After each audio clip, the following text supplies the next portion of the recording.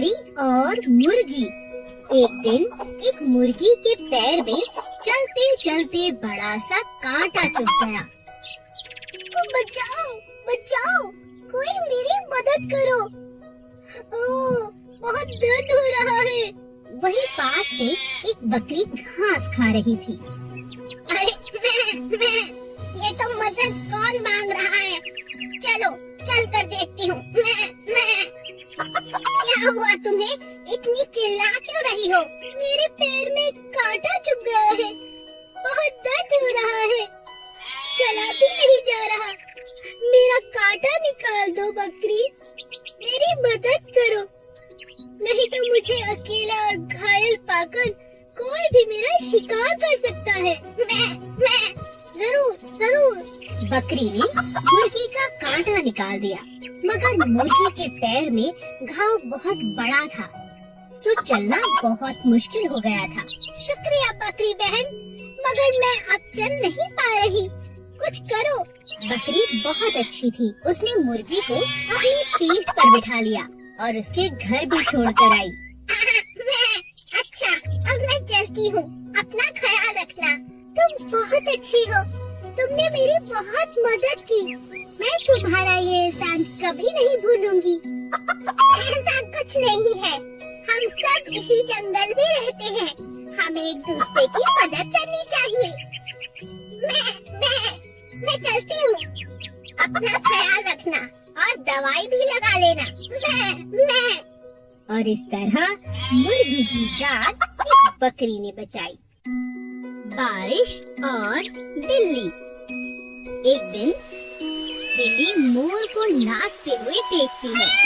बड़ा मन कर रहा है भीगने का, ये मोर कितना सुंदर है और नाचते हुए तो और भी सुंदर लगता है। काश मैं भी इसकी तरह नाच पाती, बारिश का मजा ले सकती। बिल्ली जिस पेड़ के नीचे बैठी थी, उसी पेड़ के ऊपर एक कौवा बैठा था। क्या हो गया, क्या सोच रही हो बिल्ली मौसी? कुछ नहीं, बारिश का मजा लेना चाहती हूँ, पर क्या करूँ, खाली पेट तो कोई मजा नहीं। अरे इतना उदास क्यों होती हो, आओ मेरे पास आओ, इस पेड़ पर बड़े स्वादिष्ट बेर लगे हैं, आओ मैं तुम्हें तोड़ कर खिलाता हूँ। अरे वाह, बिल्ली झट से पेड़ पर चढ़ गई। अरे ये तो बहुत अच्छा उपाय है। कौवे ने बिल्ली के लिए खूब सारे बेर तोड़े और दोनों ने मिलकर बेर को खाया। अब कैसा लग रहा है बिल्ली मौसी? हाँ अच्छा लग रहा है, बारिश हो रही है और पेट भी भरा हुआ है। मोर भी लगता है नाचते नाचते थक गया और हम खाते खाते हमें हर चीज में मजा आता है जब हम एक साथ अपनों के साथ रहते हैं। गौरैया और हाथी। एक जंगल में अप्पू नाम का बड़ा सा हाथी रहता था। वो बहुत शैतान था और गुस्से वाला भी। एक दिन गुस्से में आकर अप्पू ने जंगल में चलते चलते 4-5 पेड़ तोड़ दिए। उन्हीं में से एक पेड़ पर गौरैया अपने अंडों के साथ रहती थी।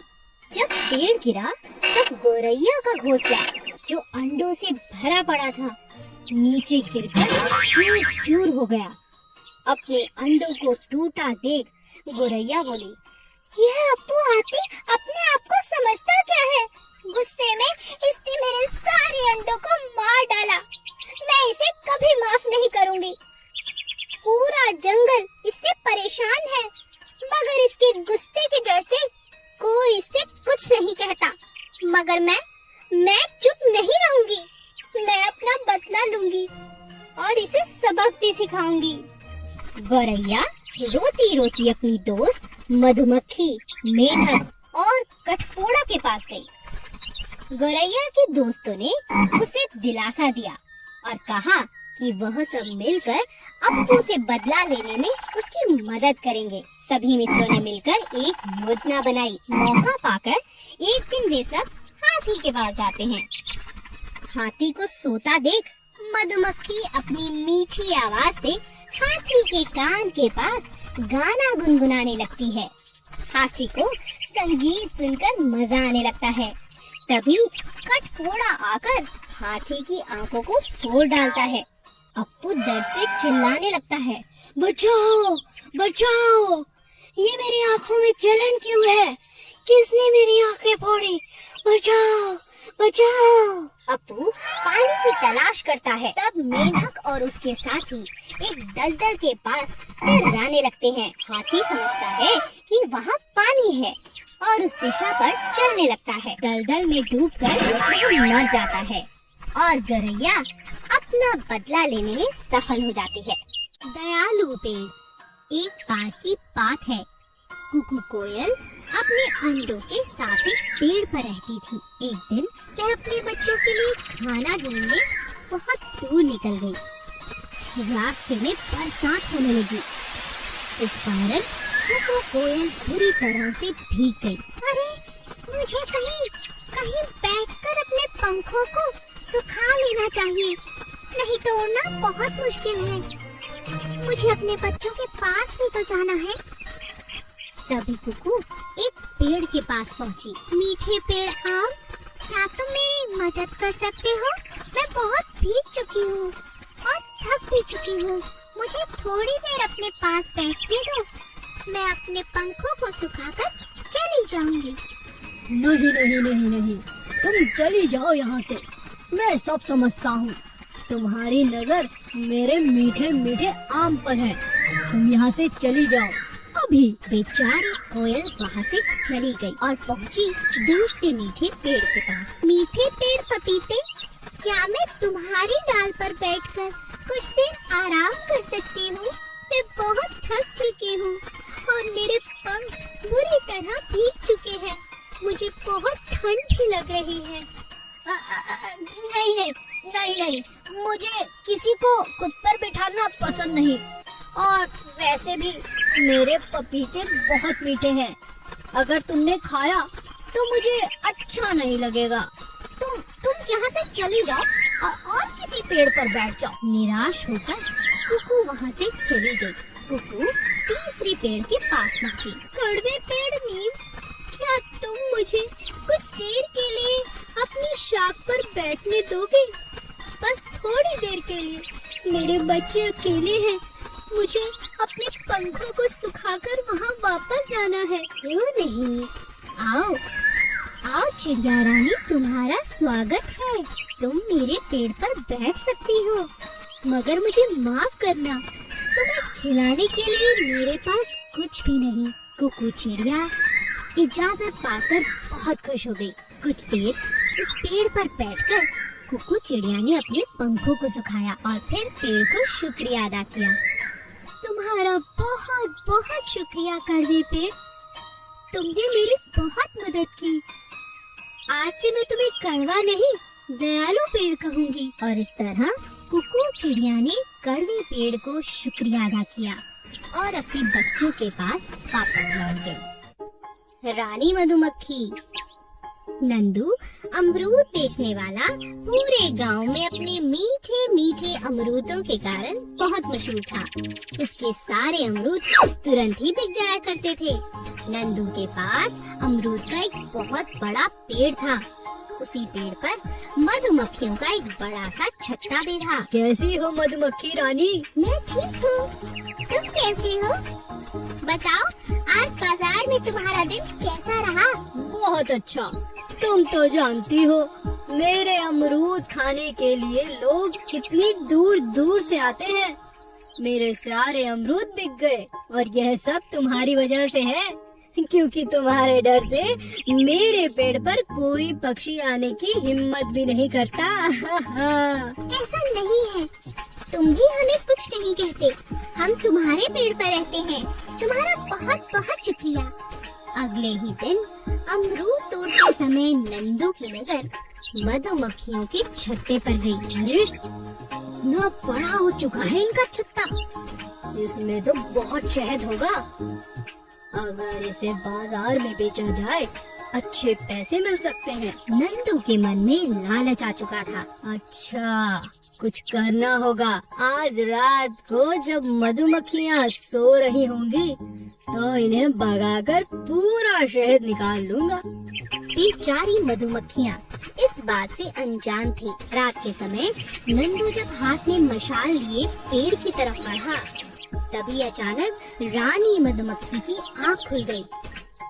अच्छा, तो ये बात है, इसे अभी मजा चखाती हूँ। और रानी मधुमक्खी बिना डरे तुरंत बाकी मधुमक्खियों को उठाने लगी। चलो इसे मजा चखाते हैं। सारी की सारी मधुमक्खियाँ नंदू के पेड़ के पास पहुँचते ही उस पर हमला कर देती है। नंदू दर्द से चिल्लाने लगता है। अरे बचाओ, अरे बचाओ, अरे मैं तो यूं ही आ रहा था पेड़ के पास, मुझे छोड़ दो, अरे रानी मक्खी मुझे छोड़ दो। लालच बुरी बला है। भेड़िया और शेर। चालाक भेड़िया अपनी चालाकियों के कारण जंगल में बहुत बदनाम हो चुका था। कोई भी जानवर भेड़िए से बात नहीं करना चाहता था। वो देखो चालाक भेड़िया, चलो यहाँ से। हाँ, चलो यहाँ से। क्या हो गया है सबको? कोई भी मुझसे बात नहीं करना चाहता। इस तरह तो मैं बहुत अकेला पड़ गया हूँ। कुछ भी अच्छा नहीं लग रहा। उदास भेड़िया अपने आप से बातें करता हुआ जा रहा था कि सामने से उसे शेर आता दिखा। क्या हुआ? किससे बातें कर रहे हो? देखते नहीं सामने कौन खड़ा है? राजा जी, आप मुझे माफ करें, मैं कुछ परेशान हूँ, इसीलिए सामने से आप आ रहे हैं, मगर मैंने ध्यान नहीं दिया। परेशान? क्या हुआ? क्या बात है? शेर राजा, हुआ क्या है ये तो मुझे भी नहीं पता। जहाँ भी जाता हूँ मुझे देखकर सभी दोस्त और जंगल के जानवर मुझसे बिना बात किए यहाँ वहाँ चले जाते हैं, मुझे अनदेखा करते हैं। मुझे कुछ अच्छा नहीं लग रहा। मैं बहुत अकेला पड़ गया हूँ। सोचता हूँ ये जंगल ही छोड़ दूँ, किसी और जंगल में जाकर रहूँ। यहाँ मेरा कोई नहीं है। ऐसा कैसे हो सकता है? चलो मेरे साथ, मैं देखता हूँ। तुम आगे आगे चलो, मैं पीछे आता हूँ। भेड़िए को देखते ही जानवर वहाँ से जाने लगे। तभी शेर वहाँ आ गया और बोला, रुको, क्या बात है? तुम सब भेड़ियों को अनदेखा क्यों कर रहे हो? राजा जी, हम सभी जानवर भेड़िए की चालाकी से बहुत परेशान हो चुके हैं, इसीलिए हमने फैसला किया है कि कोई भी जानवर अब भेड़िए से बात नहीं करेगा। भेड़िया अपनी मीठी मीठी बातों में फंसाकर ही सबका शिकार करता है, तो कैसे? ओह, तो ये बात है। अब तुम बताओ भेड़िए, तुम्हें कुछ कहना है? मैं समझ चुका हूँ अपनी गलती और मानता भी हूँ। मुझे आप सब माफ कर दीजिए और सुधरने का एक मौका दीजिए। मैं अब कभी किसी को धोखे से नहीं खाऊंगा, ये वादा करता हूँ। मगर मुझे ऐसे अकेला मत छोड़िए, मुझे जरा भी अच्छा नहीं लगता। मुझे लगता है आप सबको इसे एक मौका देना चाहिए। जी राजा जी। और इस तरह सभी जानवरों ने भेड़िए को सुधरने का एक मौका दिया। सपेरे के सपने। एक दिन जंगल में एक सपेरा सांप की तलाश में पहुंचा। और तो खाली हाथ नहीं जाऊंगा, इतना बड़ा जंगल है, कोई ना कोई सांप जरूर मिलेगा। सपेरे ने बीन बजानी शुरू की, जिसे सुनकर पास के पेड़ पर बैठे नाग और नागिन नीचे आ गए और सपेरे के पास पहुंचकर नाचने लगे। इतनी जल्दी अपने शिकार पाकर वो बहुत खुश हुआ। अरे वाह, दूर दूर शिकार, आज का दिन बहुत अच्छा है। सपेरा दोनों को पकड़कर अपने साथ ले जाता है। सपेरा खुशी के मारे फूला नहीं समाता और मन ही मन बहुत खुश हो जाता है और सोचने लगता है, अब तो मुझे इन्हें बेच देना चाहिए, बहुत पैसे मिल जाएंगे, खूब मजा करूँगा। सपेरा इतना खुश था कि उसकी खुशी संभाले नहीं संभल रही थी, जिस कारण वो तेज तेज चलने लगा अरे जल्दी जल्दी चलकर पहुंच जाता हूँ।